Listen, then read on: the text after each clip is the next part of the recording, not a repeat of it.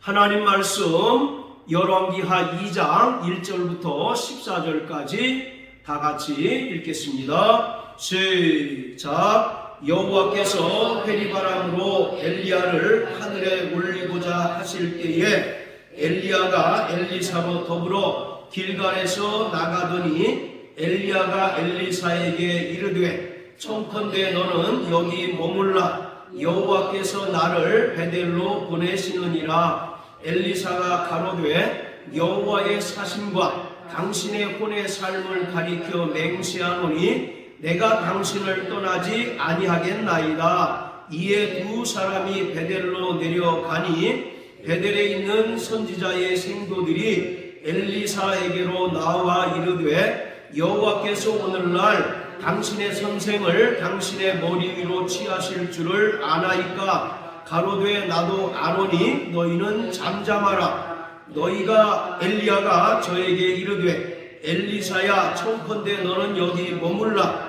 여호와께서 너를 여리고로 보내시느니라. 엘리사가 가로되 여호와의 사심과 당신의 혼의 삶을 가리켜 맹세하노니 내가 당신을 떠나지 아니하겠나이다 하니라. 저희가 여리고에 이르매 여리고에 있는 선지자의 생도들이 엘리사에게 나와 이르되 여호와께서 오늘날 당신의 선생을 당신의 머리 위로 취하실 줄을 아나이까. 엘리사가 가로되 나도 아노니 너희는 잠잠하라. 엘리야가 또 엘리사에게 이르되 청컨대 너는 여기 머물라. 여호와께서 나를 요단으로 보내시느니라. 저가 가로되 여호와의 사심과 당신의 혼의 삶을 가리켜 맹세하노니 내가 당신을 떠나지 아니하겠나이다. 이에 두 사람이 행하니라. 선지자의 생도 50인이 가서 멀리 서서 바라보매 그 두 사람이 요단가에 섰더니 엘리야가 겉옷을 취하여 말아 물을 치매 물이 이리저리 갈라지고 두 사람이 육지로 건너더라. 건너매 엘리야가 엘리사에게 이르되 나를 내게서 취하시기 전에 내가 내게 어떻게 할 것을 구하라. 엘리사가 가로되 당신의 영감이 갑절이나 내게 있기를 구하나이다. 가로되 내가 어려운 일을 구하는도다. 그러나 나를 내게서 취하시는 것을 내가 보면 그 일이 내게 이루려니와 그렇지 않으면 이루지 아니하리라 하고 행하며 말하더니 호련히 불수레와 불말들이 두 사람을 격하고 엘리야가 회리바람을 타고 승천하더라. 엘리사가 보고 소리 지르되 내 아버지여 내 아버지여 이스라엘의 병거와 그 마병이여 하더니 다시 보이지 아니하는지라. 이에 엘리사가 자기의 옷을 잡아 둘에 찢고 엘리야의 몸에서 떨어진 겉옷을 주워 가지고 돌아와서 요단 언덕에 서서 엘리야의 몸에서 떨어진 그 겉옷을 가지고 물을 치며 가로되 엘리야의 하나님 여호와는 어디 계시나이까 하고 저도 물을 치매 물이 이리저리 갈라지고 엘리야가 건너니라. 아멘. 누가복음 9장 28절 이하를 보면 예수님께서 12명의 제자 가운데 베드로, 요한, 야고보 이 3명의 제자만 데리시고 높은 산에 올라가셨습니다. 이것을 일명 변화산 사건이라고 말하는데 높은 산에서 예수님의 용모가 변화되었고 입으셨던 그 옷이 휘어져 광채가 났습니다. 그런데 그때 뜻밖의 두 인물이 등장을 하는데 바로 모세와 엘리야였습니다. 모세와 엘리야가 나타나서 예수께서 장차 예루살렘에서 별세하실 것을 말하였습니다. 여기서 별세라고 하는 말은 헬라어로 엑소도스라고 합니다. 이 엑소도스라고 하는 말은 죽음, 별세, 그리고 떠남이라고 하는 다양한 의미를 가집니다. 그런데 이 엑소더스라고 하는 말이 구약 성경에서는 바로 출애굽을 가리키고 있습니다. 따라서 모세와 엘리야가 등장해서 예수께서 장차 예루살렘에서 별세하실 것을 말한 것은 바로 예수님께서 새로운 출애굽을 완성하시기 위하여 이 땅에 오신 것을 의미하고 있는 것입니다. 바로 모세와 엘리야는 이 엑소더스, 즉 출애굽이 장차 예루살렘에서 이루어질 것을 말하였습니다. 자, 그렇다면 예수님께서는 이 엑소더스, 새로운 출애굽을 어떻게 성취하셨을까요? 바로 출애굽 당시에 이스라엘 백성이 하나님의 죽음의 천사가 자기의 집을 넘어가도록 하나님의 명령을 따라서 1년 된 흠없는 순양을 잡아서 그 피를 문 좌우 설주와 인방에 바름으로써 구원을 받았습니다. 바로 이처럼 그리스도가 이 땅에 유월절 양으로 오셔서 십자가에 달려 죽으셨습니다. 자, 우리 고린도전서 5장 7절을 다 같이 보시겠습니다. 고린도전서 5장 자 7절입니다. 시작. 너희는 누룩 없는 자인데 새 덩어리가 되기 위하여 묵은 누룩을 내어버리라. 우리의 유월절 양 곧 그리스도께서 희생이 되셨느니라. 바로 예수님께서 유월절 양으로 오셨다고 사도 바울은 말합니다. 그리고 요한복음 1장에 보면 요한이 예수님을 보면서 보라, 세상 죄를 지고 가는 하나님의 어린 양이다 라고 2번씩이나 반복해서 선언하는 것을 볼 수 있습니다. 자, 이처럼 예수님께서는 이 땅에 유월절 양으로 오셔서 아무런 죄가 없으시지만 십자가에 달려 죽으셨습니다. 그리고 이러한 예수님의 죽음으로 말미암아 인간의 모든 죄가 사함받았고 또 도말되었습니다. 그뿐만 아니라 이러한 유월절 양 되신 예수님의 십자가 죽음으로 말미암아 죄인된 인간들이 죄와 사망의 권세로부터 자유함을 얻게 되었고 하나님의 백성이 되었습니다. 구약의 모세가 옛 출애굽을 성취한 것처럼 유월절 양으로 오신 예수님께서 십자가에 달려 죽으시고 부활하심으로 말미암아 새로운 출애굽, 영적인 출애굽을 완성해 주셨습니다. 자, 그런데 변화산상에서 모세와 엘리야가 나타났는데 이 두 인물이 등장한 것은 결코 우연이 아닙니다. 자, 모세와 엘리야가 한 단락 안에 동시에 기록된 것은 구약의 말라기 4장과 신약 성경에 나오는 이 변화산상의 이야기뿐입니다. 그리고 이 변화산상에서 일어났던 이야기들을 마태복음, 마가복음, 누가복음에서 기록하고 있는데 이 별세라고 하는 특별한 단어를 쓴 것은 바로 누가복음 뿐이에요. 그렇기 때문에 이 누가복음을 쓴 누가는 이 별세라고 하는 단어를 통해서 바로 예수님께서 이 땅에 새로운 출애굽을 성취하러 오신 분임을 우리에게 나타내고 있습니다. 자, 여기서 왜 모세와 엘리야, 구약의 두 인물이 등장을 했을까요? 이 두 인물의 등장은 결코 우연의 일치가 아닙니다. 자, 우리 말라기서 4장을 다 같이 보시겠습니다. 말라기 4장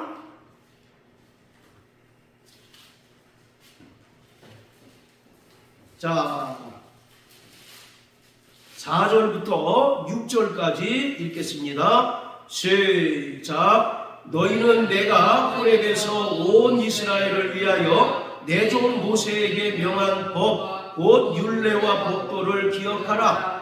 보라, 여호와의 크고 두려운 날이 이르기 전에 내가 선지 엘리야를 너희에게 보내리니 그가 아비의 마음을 자녀에게로 돌이키게 하고 자녀들의 마음을 그들의 아비에게로 돌이키게 하리라. 돌이키지 아니하면 두렵건대 내가 와서 저주로 그 땅을 칠까 하노라 하시니라. 자, 모세와 엘리야는 동시대 사람이 아니라 한참 연대가 떨어진 두 인물입니다.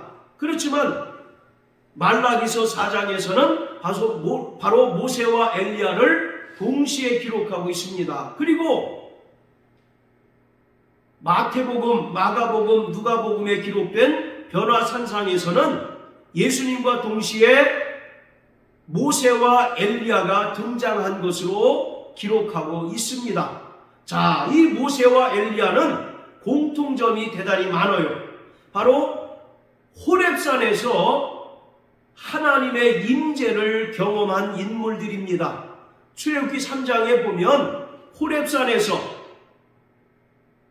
모세가 하나님을 만나고 하나님께서 모세에게 여호와라고 하는 하나님의 이름을 계시해 줍니다. 자, 그리고 열왕기상 19장을 보면 엘리야가 이세벨에 의해서 쫓기다가 호렙산에 이르자 그곳에서 하나님께서 이사야를 만나시면서 이사야에게 새로운 사명을 부여해 주십니다. 이처럼 모세와 엘리야는 호렙산이라고 하는 곳에서 하나님의 임재를 경험하고 또 그 사명을 감당하면서 많은 고난을 당하기도 하고 또 이스라엘 백성들로부터 거부를 당하기도 합니다.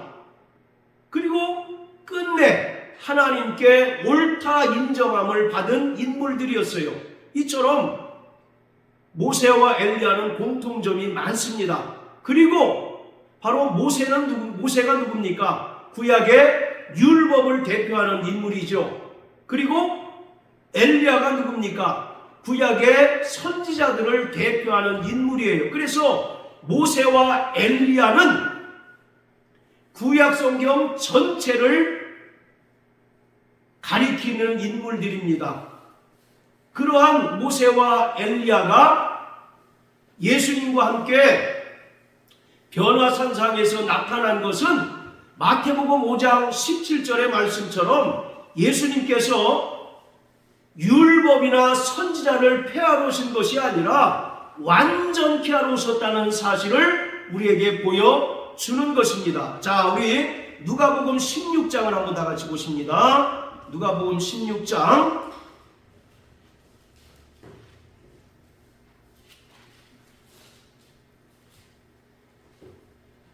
자, 29절을 보시면 아브라함이 가로되 저희에게 모세와 선지자들이 있으니 그들에게 들을지니라 이렇게 얘기합니다. 또 31절에도 모세와 선지자들에게 듣지 아니하면 자, 여기서 모세와 선지자들은 누굴 이야기할까? 즉 구약 성경 전체를 말하고 있다는 거죠. 바로 모세와 선지자들은 구약 성경 전체를 말하고 있습니다. 그렇기 때문에 모세는 율법을 대표하고 또 엘리야는 선지자들을 대표하는 인물들이에요. 그렇기 때문에 모세와 엘리야가 변화산상에서 예수님을 이제 만나고 또 대화를 나눴다는 것은 바로 마태복음 5장 17절 말씀, 예수님께서 율법이나 선지자를 폐하러 오신 것이 아니라 완전케 하러 오셨다는 사실을 보여주고 있는 것입니다. 하지만 무엇보다 모세와 엘리야가 변화산상에서 예수님과 함께 있었다는 것은 그들이 이스라엘의 역사를 통해서 하나님의 구원의 역사를 이룬 인물이라고 하는 것이 공통점인 것입니다. 즉 바로 이 모세와 엘리야는 출애굽과 직접 간접적으로 관련이 있는 인물들로서 새 출애굽을 완성하러 오신 예수님을 보여주는 하나의 모형, 하나의 그림자다라고 말하고 있는 것입니다. 여러분, 모세가 누굽니까? 출애굽을 완성한 인물 아니겠습니까? 그래서 성경은 바로 예수님을 모세와 같은 선지자다라고 이렇게 말하고 있습니다. 우리 고요한 형제 신명기 18장 15절 찾아서 읽어주십시오. 신명기 18장 15절. 내 하나님 여호와께서 너의 중에 형제 중에서 나와 같은 선지자 하나를 너를 위하여 일으키시리니 너희는 그를 들으시리라. 예, 자 모세가 하나님께서 너희 형제 중에 나와 같은 선지자 하나를 세울 것이다 라고 말씀하고 있습니다. 바로 나와 같은 선지자가 누굽니까? 예수 그리스도를 말하고 있어요. 자, 요한복음 6장을 다 같이 보십니다. 요한복음 6장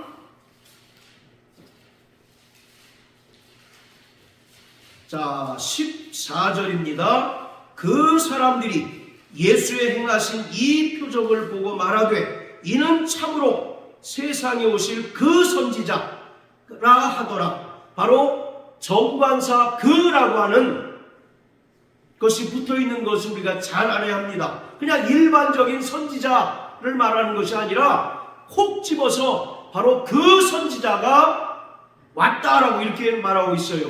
그 선지자는 누굽니까? 바로 모세와 같은 선지자라고 말하고 있는 겁니다. 자, 또 사도행전 3장을 다 같이 한번 보십니다. 사도행전 3장 자 22절에도 사도행전 3장 22절에도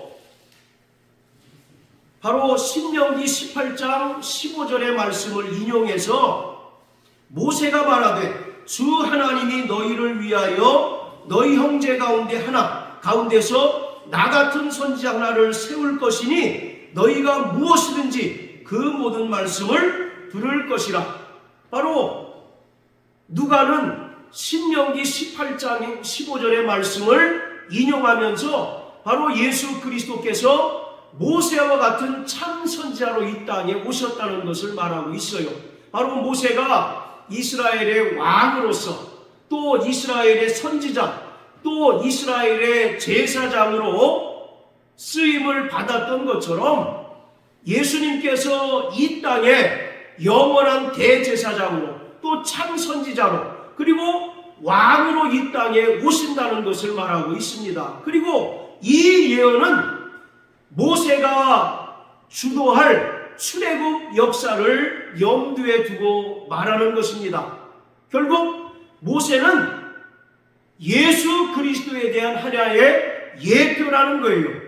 예수 그리스도에 대한 하나의 모형과 그림자라는 것입니다.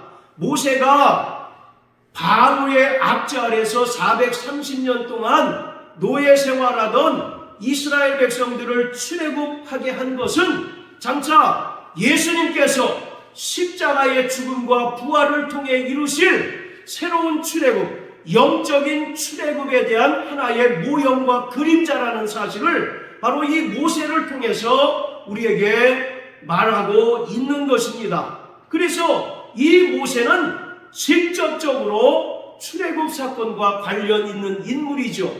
그런가 하면 이 엘리야라고 하는 선지자 또한 출애굽과 깊은 관련이 있는 인물입니다. 자, 다시 열왕기하 2장으로 돌아갑니다. 자, 오늘 열왕기하 2장은 엘리야가 승천하는 사건입니다. 그리고 이 사건을 계기로 해서 엘리사에게 엘리야의 영감에 갑절이 임하게 됩니다. 그리고 이때부터 이제 선지자 엘리사가 본격적으로 하나님의 일을 감당을 합니다. 자, 그런데 중요한 것은, 자, 우리 8절 한번 다 같이 한번 읽어보시겠습니다. 8절 시작. 엘리야가 겉옷을 취하여 말아 물을 치매 물이 이리저리 갈라지고 두 사람이 육지 위로 건너더라. 자, 그리고 14절입니다. 시작. 엘리야의 몸에서 떨어진 그 겉옷을 가지고 물을 치며 가로되 엘리야의 하나님 여호와는 어디 계시나이까 하고 저도 물을 치매 물이 이리저리 갈라지고 엘리사가 건너니라. 자, 8절에서 엘리야가 자기의 겉옷을 취하고 말아서 물을 이리저리 치니까 물이 어떻게 됐습니까? 막 갈라졌죠? 자, 그런데 14절에서도 이번에는 엘리사가 하늘에서 떨어진 엘리야의 옷을 손에 쥐고 물을 이리저리 치니 마치 엘리사가 했던 것처럼 엘리야가 했던 것처럼 물이 갈라지게 되었어요. 바로 이 겉옷이라고 하는 것은 선지자의 그 권능을 상징적으로 설명하고 있습니다. 그런데 엘리야가 자기 겉옷으로 물을 이리저리 치니까 물이 갈라졌던 것처럼 하늘에서 떨어진 엘리야의 겉옷을 이번에는 엘리사가 잡고 물을 치니까 엘리야 때와 같이 물이 이리저리 갈라졌어요. 이것은 바로 하나님 선지자의 그 직분이 엘리야로부터 누구에게? 엘리사에게 계승되었다는 사실을 말하고 있습니다. 계속 엘리사는 엘리야를 따라다닙니다. 그가 엘리야에게 요구했던 것이 뭐였습니까? 바로 당신의 갑절의 영감이 내게 있기를 원합니다라고 하면서 이곳저곳에 계속 엘리야를 따라다닙니다. 다른 선지생도 50명은 야, 엘리야가 이제 곧 죽게 되었는데 그에게 무엇을 얻을 게 있어서 너는 계속 따라다니냐? 라고 엘리사를 조롱했지만 그래도 계속 엘리사는 엘리야를 따라다녔습니다. 그러면서 엘리야가 승천하면서 이제 엘리야에게 가졌던 그런 선지자로서의 그 권능이 엘리사에게 임하게 된 것이죠. 그리고 이제 이때로부터 본격적으로 엘리사는 하나님의 선지자로서의 그 직분을 감당을 했습니다. 자, 여기서 말하는 엘리야의 겉옷은 바로 약대 토롯입니다. 이것은 엘리야의 가장 큰 특징이에요. 마태복음 3장 4절을 보면 엘리야가 약대 토롯을 입고 광야에서 회개하라 천국이 가까웠다라고 선포했다라고 기록하고 있습니다. 이처럼 바로 이 엘리야의 겉옷은 약대 토롯으로서 그 당시 선지자들이 입었던 일반적인 옷입니다. 그래서 이 약대 토롯은 바로 저가 선지자라는 사실을 분명하게 우리에게 보여주는 거죠. 그런데 중요한 것은 이 엘리야가 자기의 겉옷을 취하여 말았습니다. 그리고 물을 치니까 바로 물이 이리저리 막 갈라졌어요. 이것은 단순한 기적이 아닙니다. 이것은 출애굽기 14장에 나오는 홍해가 갈라진 사건을 보여주고 있는 것이고요. 그리고 여호수아서 3장과 4장에 나오는 요단강이 갈라진 사건을 우리에게 연상시키는 것입니다. 자, 우리가 8절과 14절을 읽었는데요. 8절과 14절에 그 차이가 뭐였습니까?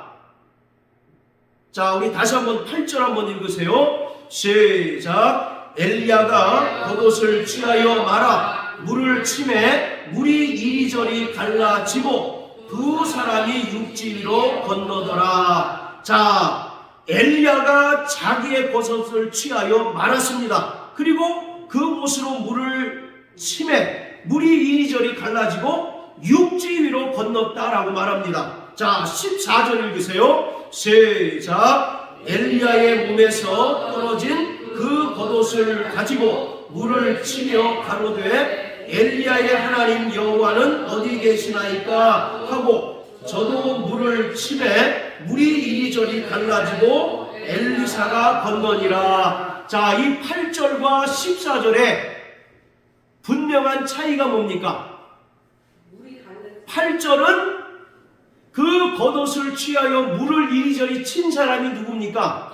엘리야죠. 자, 그런데 14절은 이번에는 엘리사가 하늘에서 떨어진 엘리야의 겉옷을 가지고 물을 쳤어요. 바로 그 주체가 하나는 엘리야고 하나는 엘리사였습니다. 자, 그리고 또 하나의 차이가 뭐였어요? 8절에는 두 사람이 육지 위로 건넜다라고 말합니다. 어디 위로 건넜다고요? 육지 위로 건넜다. 이 말이 오늘 대단히 중요합니다. 이 말은 바로 홍해가 갈라지고 이스라엘 백성들이 육지 위로 무사히 건넌 사건을 우리에게 떠올리게 하는 거예요. 그리고 실제로 이 육지 위라고 하는 단어에 사용된 히브리어가 출애굽기 14장과 여호수아서 3장 4장에 동일하게 사용이 되었습니다. 자, 여기 표시해 놓으시고 출애굽기 14장을 한번 보십시오. 출애굽기 14장 자 21절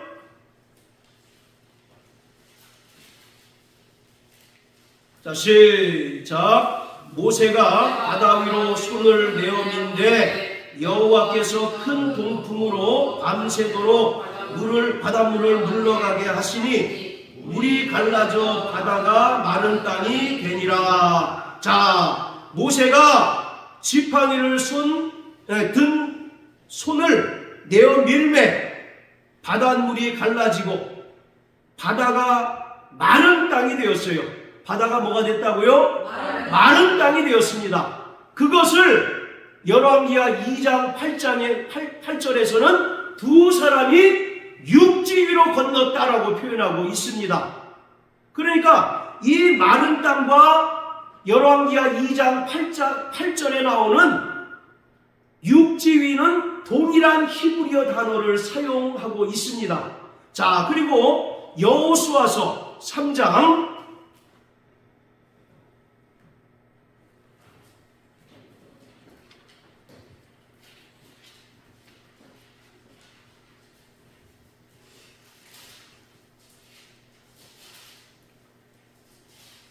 자, 17절, 18절입니다. 여호수아 3장 17절, 17절. 자, 시작. 여호와의 언약궤를 맨 제사장들은 요단 가운데 마른 땅에 굳게 섰고 온 이스라엘 백성은 마른 땅으로 행하여 요단을 건너니라. 계속 마른 땅이라고 강조하고 있습니다. 자, 또 4장 18절입니다. 시작. 여호와의 언약궤를 맨 제사장들이 요단 가운데서 나오며 그 발바닥으로 육지를 밟는 동시에 요단 물이 본 곳으로 도로 흘러 여전히 언덕에 넘쳤더라. 자, 이스라엘 백성들이 무사히 요단강을 건너자 육지를 밟는 동시에 요단강이 다시 끊어졌던 요단강이 다시 흐르게 되었다라고 말하고 있습니다. 바로 출애굽기 14장은 어떤 사건입니까? 모세의 홍해 사건이죠. 그리고 여호수아 3장과 4장은 요단강을 건넌 사건을 말하고 있습니다. 그러니까 바로 이 열왕기 하를 기록한 사람은 엘리야의 승천 사건과 모세의 출애굽 사건, 그리고 여호수아 때의 요단강을 건넌 사건을 이 마른 땅이라고 하는 것으로 연결시키고 있다는 것입니다. 그러니까 엘리야가 자기의 겉옷을 말아서 물을 이리저리 치매 물이 갈라져서 두 사람이 육지로 건넌 것은 무엇을 연상케 한다고요? 구약의 출애굽 사건을 연상케 한다는 것을 우리가 알 수가 있는 것입니다. 출애굽기 14장은 말씀드린 것처럼 이스라엘 백성들이 무사히 홍해를 건넌 사건을 기록하고 있습니다. 애굽에서 430년 동안 노예 생활하던 이스라엘 백성들이 6월절 사건을 시작으로 해서 애굽에서 탈출을 합니다. 그래서 이스라엘 백성들이 열심히 애굽을 탈출하고 있고 뒤에는 바로가 군대를 일으켜서 쫓고 있어요. 그런데 이스라엘 백성 앞에 뭐가 놓여져 있습니까? 홍해가 놓여져 있어요. 그리고 그 뒤에는 애국 군대가 병거를 타고 쫓아오고 있습니다. 이스라엘 백성들은 지금 진퇴양난의 상황에 처한 거예요. 그래서 하나님을 원망하고 또 모세를 원망합니다. 그때 하나님께서 모세를 향하여 명령하시기를 내 지팡이를 잡고 손을 들라고 말씀하십니다. 그때 우리가 읽었던 것처럼 동풍이 일어나서 바닷물을 가릅니다. 그리고 무사히 200만 이상이나 되는 이스라엘 백성들이 홍해를 무사히 건너게 되었고 뒤쫓아오던 애굽의 군대들이 물속에 수장되어서 완전히 죽임을 당하게 됩니다. 자, 그리고 여호수아서 3장과 4장은 어떤 사건입니까? 이제 출애굽한 이스라엘 백성들이 광야에서 40년 동안 유랑 생활을 합니다. 그러다가 드디어 하나님께서 약속하신 젖과 꿀이 흐르는 가나안 땅에 들어가게 되었어요. 그래서 이 요단강만 넘으면 가나안 땅에 들어갈 수 있었습니다. 그런데 그때가 마침 밀과 보리를 거두는 시기여서 저 헐몬이라고 하는 산에는 만년설이 있는데 그 밀과 보리를 거두는 시기는 만년설이 녹는 봄이었어요. 그래서 그 눈이 녹아서 그 물이 흘러서 갈릴리 바다에 이르고 또 갈릴리 바다가 요단강까지 이르게 되어서 도무지 사람이 건널 수 없는 강이 되어버리고 말았습니다. 평상시에는 사람이 쉽게 건널 수 있는 그런 나지막한 낮은 강이었는데 바로 이스라엘 백성들이 요단강을 건널 즈음에는 사람이 건널 수 없는 강이 되어버리고 말았습니다. 자,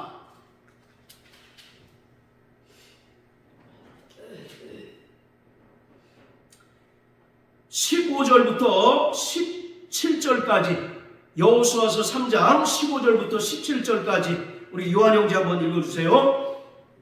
요단이 몸에 돋은 시기에 항상 언덕에 넘치더라. 개를 맨 자들이 요단에 이르며 개를 맨 제사장들이 발이 물에 잠기자 곧 위에서부터 흘러내리던 물이 그쳐 심히 멀리 사르단에 가까운 아다무 변방에 일어나도 쌓이고 아라바다 바다 여매로 향하여 흘러가는 물은 온전히 끊어지매 백성이 여리고 앞으로 바로 건널세 여호와의 언약궤를 맨 제사장들을 요단 가운데 마른 땅에 굳게 섰고 온 이스라엘 백성은 마른 땅으로 행하여 요단을 건너니라. 예, 자, 이스라엘 백성들이 요단을 건너서 가나안 땅에 들어가려고 하는 그 시기는 마침 모맥, 즉 밀과 보리를 거두는 시기여서 말씀드린 것처럼 저 홀몬산에서 위에서 눈 녹은 물이 흘러넘쳐서 도무지 사람이 건널 수 없는 강이 됩니다.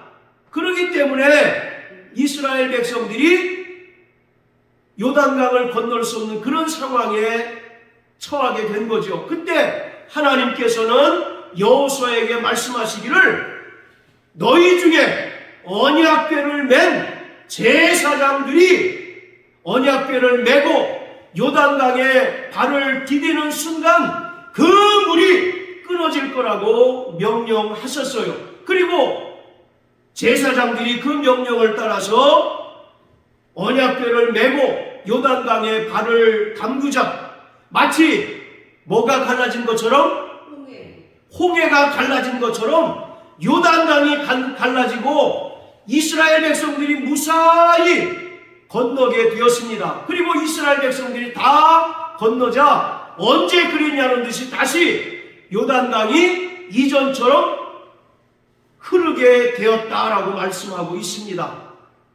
자, 이 사건처럼 엘리야와 엘리사 두 사람이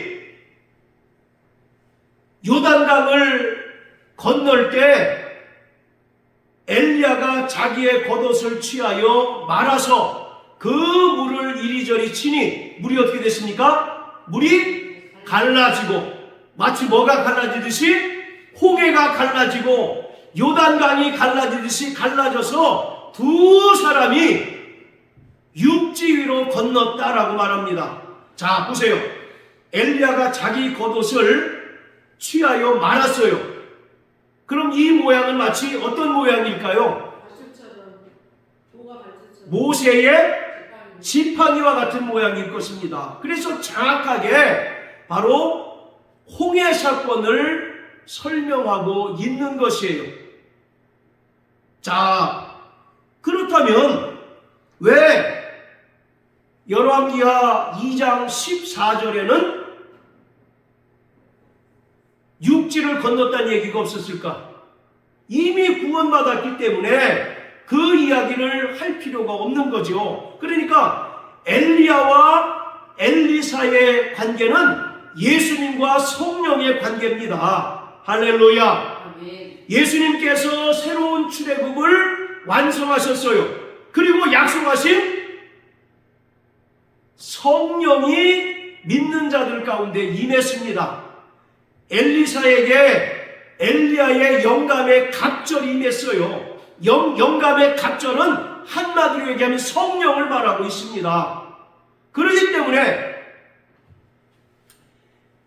엘리야가 바로 물을 이리저리 치매 물이 갈라져 육지로 건넌 것은 바로 과거 사건으로는 모세의 출애굽을 연상케 하고 또 이것은 결국 예수님께서 예루살렘에서 별세하심으로써 즉 예루살렘에서 십자가에 달려 죽으시고 부활하심으로써 새로운 출애굽, 영적인 출애굽을 완성하실 것을 보여주고 있는 것입니다.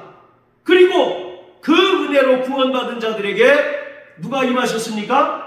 성령이 임했죠. 그래서 엘리사에게 갑절의 영감이 임했어요. 자, 따라하세요. 갑절의 영감은 성령이시다. 이처럼 바로 열왕기하 2장에 나오는 이 사건은 정확하게 과거로는 모세가 주도한 출애굽 사건, 옛 출애굽 사건, 그리고 미래적인 의미로는 예수님께서 완성하실 새로운 출애굽, 바로 영적인 출애굽을 우리에게 분명하게 보여주고 있는 것입니다. 할렐루야. 모세는 출애굽의 완성자이죠. 그리고 오늘 열왕기하 2장에 등장하는 엘리야는 제2의 모세인 것입니다. 자, 이 두 사람은 이처럼 직간접적으로 출애굽 사건과 관련이 있는 인물이에요. 이들은 그리고 정확하게 바로 이 땅에 새 출애굽을 완성하러 오신, 즉 별세하기 위하여 예루살렘에 가신 바로 예수님을 우리에게 보여주고 있습니다. 모세의 출애굽을 통하여 이스라엘 백성들이 바로의 노예 생활에서 이제 하나님의 백성이 되었듯이 예수님께서 이루신 새로운 출애굽, 바로 영적인 출애굽을 통하여 우리는 죄와 사망의 권세로부터 자유함을 얻고 하나님의 자녀가 되었습니다. 할렐루야. 우리는 마귀에게 속하여 본질상 진노의 자녀이었는데 예수님께서 유월절 양으로 오셔서 십자가에 달려 죽으시고 부활하심으로써 마귀의 사망 권세를 깨뜨리시고 마귀 안에서 죄의 종로로 타는 우리 인간들을 구원하시고 하나님의 백성이 되게 주셨습니다. 할렐루야. 자, 그리고 모세의 홍해 사건, 그리고 여호수아의 요단강을 건넌 사건은 바로 우리 성도들이 받은 침례를 가리키고 있습니다. 자, 고린도전서 10장을 다 같이 한번 보십니다. 고린도전서 10장.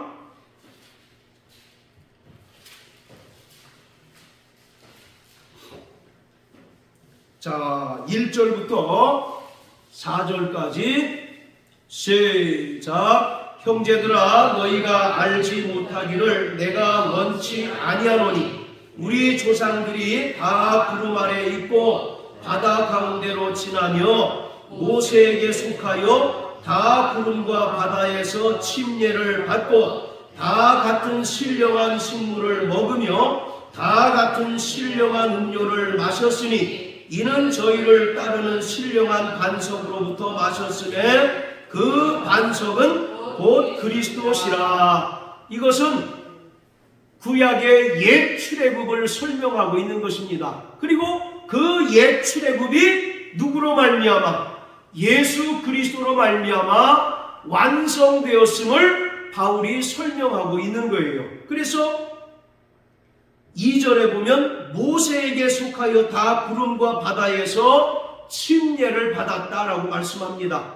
그래서 홍해를 건너고 또 요단강을 건넌 것을 바로 침례로 설명하고 있습니다. 사랑하는 성도 여러분, 바로 예수님께서는 이 땅에 새로운 출애굽을 완성하실 분으로 오셨습니다. 그리고 그는 아무런 죄가 없으시지만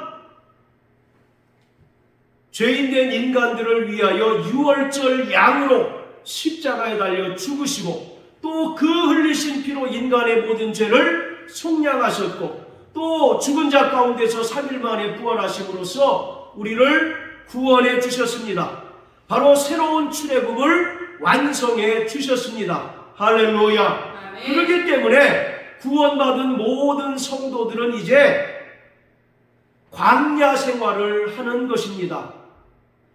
이스라엘 백성들이 애굽에서 탈출하고 또 홍해를 건넌 다음 막바로 하나님께서 약속하신 가나안 땅에 들어간 것이 아니라 40년 동안 혹독하게 광야에서 훈련받고 연단을 받게 된 거죠. 바로 그 광야 시대가 성도들의 공생애입니다. 그리고 이 광야 시대가 바로 교회 시대 또 은혜 시대를 말하고 있는 거예요. 그래서 구원받은 성도들은 철저히 이 광야 생활 동안 하나님의 말씀으로 연단되고 또 하나님의 백성으로 훈련되어져야 합니다. 그런데 안타깝게 잘 아시는 것처럼 출애굽한 1세대들 중에 여호수아와 갈렙을 제외하고는 다 어떻게 됐습니까? 광야에서 다 죽임을 당했죠. 성경에는 그들이 10번이나 하나님을 원망하고 대적했다라고 말하고 있습니다. 심지어 고라라고 하는 사람은 왜 모세 당신만 우리 위에 군림하느냐? 왜 또 아론 너만 대제사장직을 하느냐라고 대적하다가 결국 지진이 일어나서 그들이 다 땅에 삼키운 바 되기도 했습니다. 그렇기 때문에 우리는 우리의 신앙생활 하는 이 시기, 이 공간이 바로 광야라는 사실을 깊이 깨달아야만 합니다. 광야는 어떤 곳입니까? 사람이 살 수 없는 곳이죠. 불뱀과 불전갈이 나타나서 물면 즉사하고, 또 낮에는 40도, 밤에는 영하 10도까지 내려가요. 그러니까 일교차가 무려 50도가 되는 거예요. 그런 상황에 인간이 살 수 있습니까? 없습니까? 농사도 못 짓죠. 먹을 것, 마실 것이 없죠. 그러니 이스라엘 백성들이 어떤 면에서는 하나님께 원망할 만해. 그렇잖아요. 차라리 애굽 때는 노예였지만 먹을 것, 마실 것, 그리고 또 잠잘 것은 걱정을 하지 않았잖아요. 그런데 막상 하나님 백성이라고 광야에 뚝 떨어져 보니까 당장 먹을 게 없고 마실 게 없고 또 그 50도나 되는 일교차를 견딜 수가 없는 거예요. 그러니 광야는 사람이 살 수 없는 공간입니다. 그런데 그곳에서 살아남을 수 있는 유일한 방법이 있어요. 뭘까요? 하나님 말씀만 의지해야 하는 것입니다. 그럴 때 하나님께서 불기둥과 구름기둥으로 그들을 인도하시고, 또 만나와 메추라기를 주셔서 먹게 하시고, 목말라요 할 때 하나님은 모세에게 반석을 내리치게 하셔서 물을 그들에게 마시게 합니다. 그러니까 하나님 말씀만 의지할 때 그들이 살 수 있어요. 그런데 하나님 말씀을 초월해서 하나님을 원망하고, 내가 공연히 예수 믿고 이 무슨 쌩고생이야 라고 원망할 때 반드시 죽게 되어 있습니다.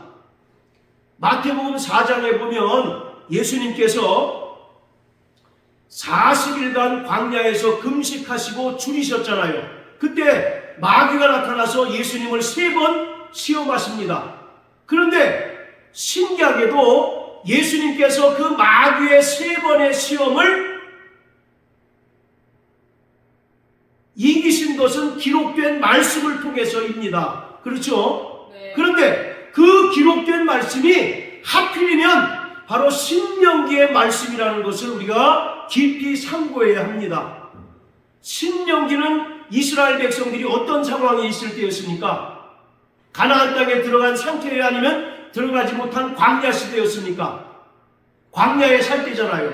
그러니까 기록된 말씀만 의지할 때 마귀의 시험을 이기고, 또 하나님께로부터 보호를 받고 하나님께서 그들의 삶을 책임져 주신다는 사실을 하나님의 아들 예수께서 몸소 보여주신 것입니다. 그렇기 때문에 우리에게 광야의 영성이 있어야 돼요.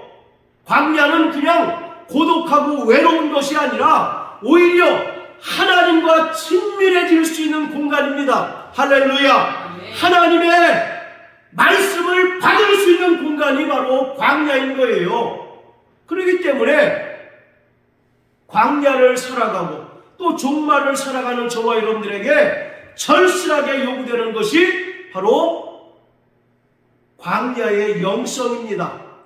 오직 믿음의 주여 온전케 하신 예수만 바라보고 하나님을 바라보고 그 약속의 말씀을 의지할 때 우리는 이 광야에서 살아남을 수 있습니다. 할렐루야. 반면에 하나님의 약속의 말씀을 초월해서 자기 뜻대로 살아보려고, 내 뜻대로 하면 훨씬 더 잘 살 수 있을 것 같은 착각 속에서 살아간 사람들은 다 광야에서 죽임을 당하고 하나님께서 약속하신 그 젖과 꿀이 흐르는 가나안 땅에 들어가지 못했습니다. 그렇기 때문에 우리는 이 광야 같은 이 세상에서 오직 하나님만 바라보는 자가 되어야 합니다. 새 출애굽을 완성하신 예수님의 은혜로 말미암아 우리가 구원받은 자라고 한다면, 이제는 바로 우리가 광야의 영성으로 철저히 하나님을 의지하고 하나님 말씀을 의지할 때 우리는 비록 경제적으로 또 여러 가지 것이 부족하지만 하나님 안에서 넉넉하게 살아갈 수가 있습니다. 사도 바울은 고백하기를 자신이 선교 사역을 하는 동안 수없이 많은 고난을 당했다고 말합니다. 그러나 그럼에도 불구하고 사도 바울은 원망하지 않고 자기는 그런 가운데서도 일체의 비결을 배웠다라고 고백하고 있습니다. 즉 비천에 처하든지 또는 풍족한 가운데 있다 할지라도 언제나 감사할 수 있는 바로 비결을 그는 깨닫고 터득했다라고 말씀하고 있습니다. 이것이 바로 광야의 영성인 거예요. 늘 하나님께서 나와 함께 하시고 늘 하나님을 의지하고 그 말씀에 붙들려 살 때 우리는 온전히 승리할 수 있습니다. 할렐루야. 자, 우리 마지막으로 히브리서 4장